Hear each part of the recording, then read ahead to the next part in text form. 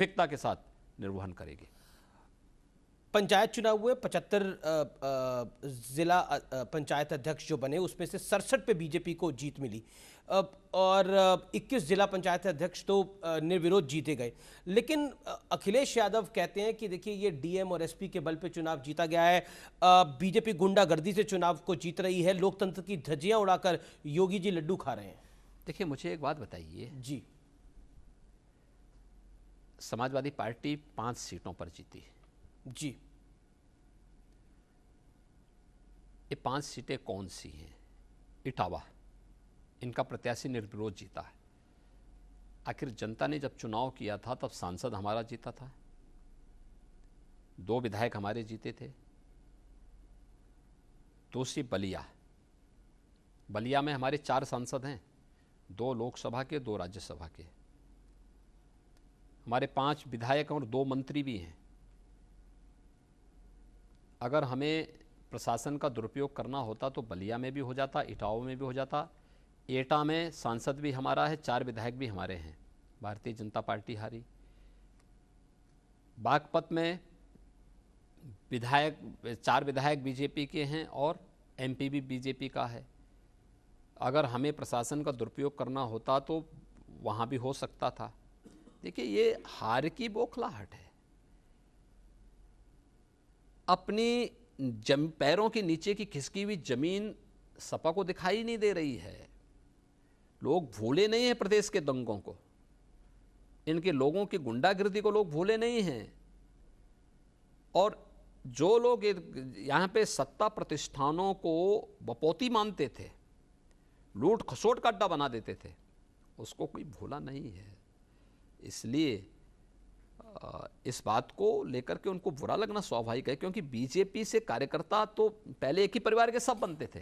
आपकी सरकार पर या फिर पूरे देश में बीजेपी पे यह आरोप लगता है कि जो इनके साथ नहीं होता उसको डरा कर साथ कर लेते हैं। देखिए हम किसी को डरा के साथ, अब देखिए मैं आपको एक एग्जांपल देता हूँ, मध्य प्रदेश में आपकी सरकार, बीजेपी की सरकार तो नहीं थी, लेकिन उसके बाद ज्योतिरादित्य सिंधिया आपके साथ आ गए, उसके बाद वो सरकार बन गई। देखिए तो इसी तरह का आपने पंचायत में कर दिया। अगर लोग वहां संतुष्ट नहीं थे कांग्रेस से और वो बीजेपी में आए हैं तो क्या बुरा है भाई? ये कांग्रेस सरकार का दायित्व बनता था कि वे अपने लोगों को संतुष्ट करके लेके चलें, उनको मना करके चलें, टीम वर्क करें। जब रिमोट कहीं और जगह से संचालित होगा तो ऐसी दुर्गति होनी है, और कांग्रेस शासित राज्यों का यही दुर्भाग्य है। कौन सा ऐसा राज्य मुझे बताइए कि मध्य प्रदेश की बात, राजस्थान में क्या हो रहा है, पंजाब में क्या हो रहा है, ये सब क्या है? तो बीजेपी को क्यों दोषी ठहरे? अपने घर को देखो ना। मैं 2022 के चुनाव के एजेंडे की बात करता हूं। योगी आदित्यनाथ, क्योंकि अब 6 महीने चुनाव में बचे हैं, तो योगी जी आपका मुख्य एजेंडा चुनाव में क्या रहने वाला है? देखिए सबसे पहली बात तो मैं बहुत स्पष्टता के साथ कहता हूं कि 2022 का मैंडेट बीजेपी के पक्ष में होगा और भारतीय जनता पार्टी भारी बहुमत के साथ प्रदेश के अंदर सरकार बनाएगी। दूसरा, हमने जिन क्षेत्रों में काम किया है, जी, देखिए गांव भी, गरीब भी, किसान भी, नौजवान भी, महिलाएं भी और समाज के अलग अलग तबके के लोग ये किसी राजनीतिक दल के और किसी सरकार के एजेंडे के हिस्से हो सकते हैं, ये 2014 के बाद देश ने देखा है। इन सभी उपलब्धियों के साथ साथ उत्तर प्रदेश के परसेप्शन को चेंज करके, जो बेहतर कानून व्यवस्था का राज देकर के प्रदेश के नागरिक के मन में सुरक्षा का एक बहुत जागृत किया है।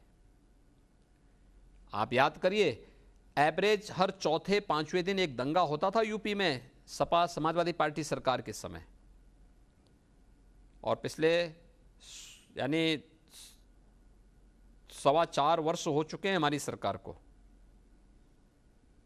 एक भी दंगा नहीं हुआ है। आप कह रहे कानून व्यवस्था आपका बड़ा मुद्दा रहेगा।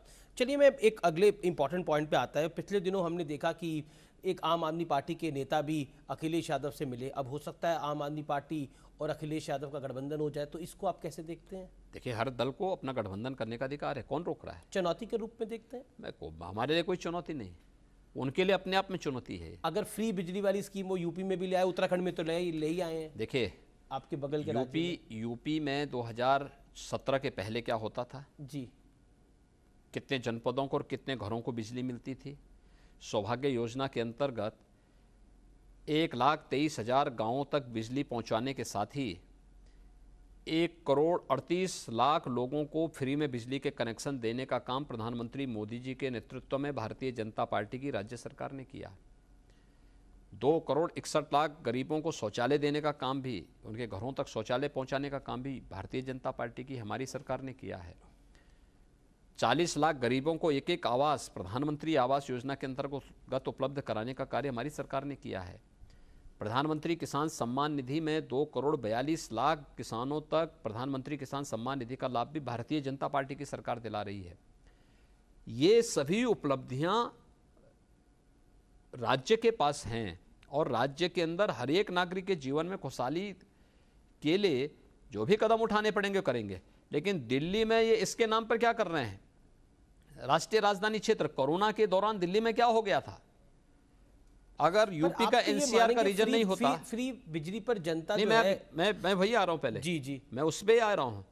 अगर यूपी का एनसीआर का रीजन नहीं होता तो दिल्ली के अंदर तो लोगों को तड़प तड़प करके मरने के लिए छोड़ देते। बेड्स हम लोगों को उपलब्ध करवाने पड़े। यूपी 24 करोड़ की आबादी का राज्य और 24 करोड़ की आबादी के राज्य में 700 मीट्रिक टन ऑक्सीजन की आपूर्ति हो रही थी और दिल्ली 2 करोड़ की आबादी का राज्य और 800 मीट्रिक टन में इनके ऑक्सीजन कम पड़ रहा था। कहां ब्लैक हो रही थी ऑक्सीजन? और जब भारत सरकार ने ऑक्सीजन ऑडिट की बात की, सब भाग गए। आज इनके सारे घोटाले सामने आ रहे हैं। मैं अगले सवाल की तरफ बढ़ता हूं। असाउद्दीन ओवैसी